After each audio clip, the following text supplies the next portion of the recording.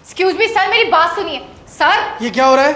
अरे क्या हो रहा है ये मैं जान सकता हूँ? दिखाई नहीं दे रहा? आराम का टाइम है ये हमारा।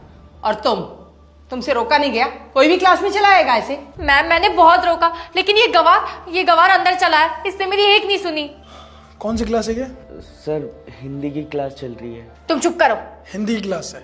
अगर ये हिंदी क्लास है तो आप पढ़ा क्यों नहीं रहे हैं? यहाँ पढ़ाई क्यों नहीं हो रही है? अरे क्यों परेशान कर रहे हो भाई? तू कोई कलेक्टर है जो तुझे सब बता दे? दिखाई दे रहा है ये हमारे आराम का टाइम है।